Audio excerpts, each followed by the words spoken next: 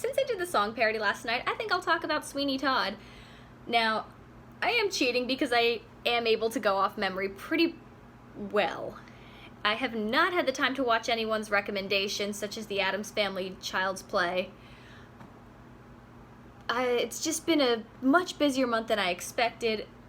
I hope to get to at least some of them in the last 2 weeks of the month, because I'm enjoying all this Halloween media. So, that being said, Sweeney Todd, I have seen the film, which I actually saw first, before I was really into horror, when I still opposed it, didn't want anything to do with it. I was willing to give Sweeney Todd a chance, because it was a musical, and I love musicals, and because I knew it was going to be a really well-written story. Now, I watched it with my childhood friend, and she was so excited for when I would get to the big twists. I don't think she was watching a movie. I think she was watching my first-time reactions and thinking, I remember my first time watching Sweeney Todd. God, I was so young.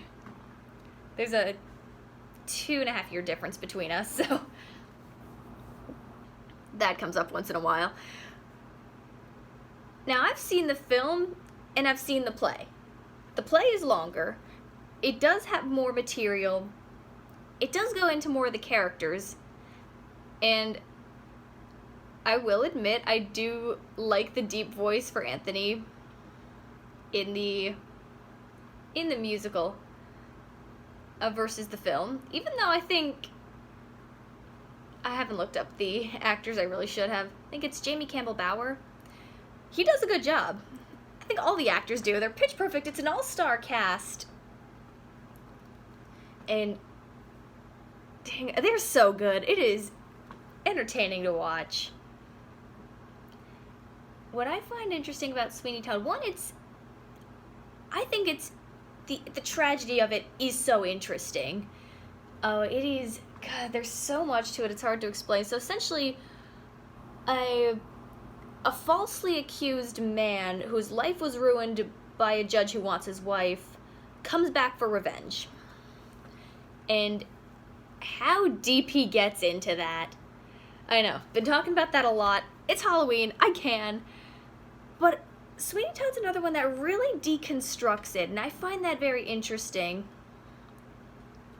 In that, while Sweeney has every right to be angry, he does lose his humanity in his quest. And you really see the psychology of that. You see how he gets to that point, and you see the real tragic element of it.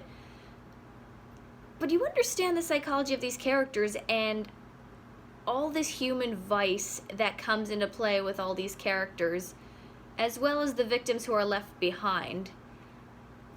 And now, the judge who ruined Sweeney Todd's life, he absolutely has it coming.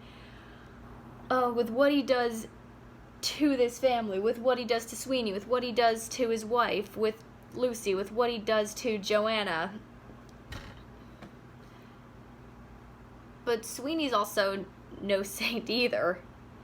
In fact, you could argue by becoming a murderer, he is worse, even though the judge indirectly has caused the deaths of so many lives, which is implied.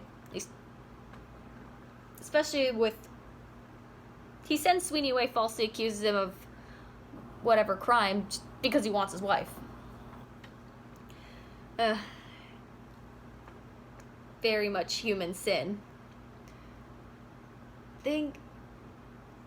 There's, with all the characters, there is so much nuance that they really can go a whole bunch of different ways. You can play the tragedy of it, you can play them as completely irredeemable, which is a valid interpretation.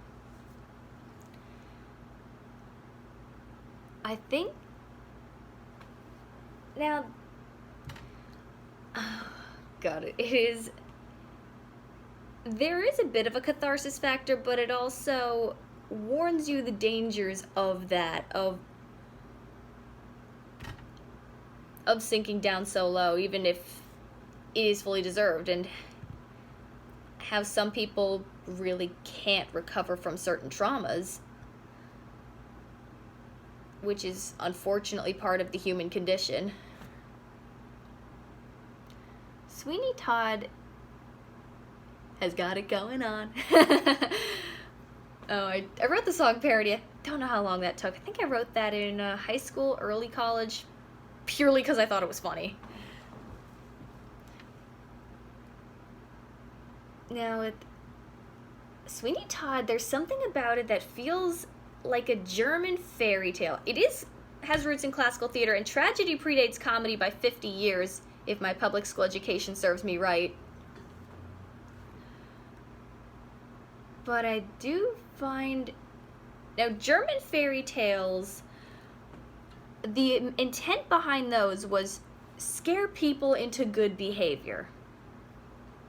And if Sweeney Todd has a little bit of that in it, showing some of the worst of humanity. I mean, these are vices. The vices that the characters of Sweeney Todd have, there are all human vices. Coveting another man's wife, or the need for vengeance, or... Actually, I'm not going to spoil that one. Or just the need to escape a miserable situation. And how far people are willing to go to get there. And how desperation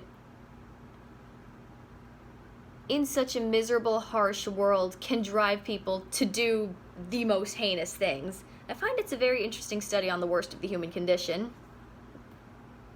With some really catchy, cynical musical songs in there, too.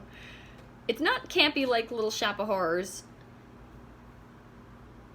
Oh, one thing I wanted to point out before I'm just going to end this video straight up, not really going anywhere, just spitballing. But having made that song parody yesterday, I realized with Tim Burton's art design, what I find so interesting about it is how corpse-like everyone looks.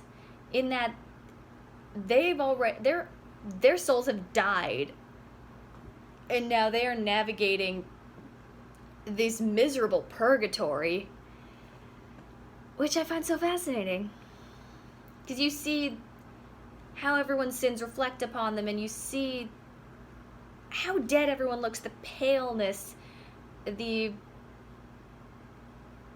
grime of it. It's probably what an afterlife or hell would look like. Very dreary, miserable place full of human vice and sin. I find that fascinating. What people do because of their demons, and what demons people pass on to others. Perfect for Halloween.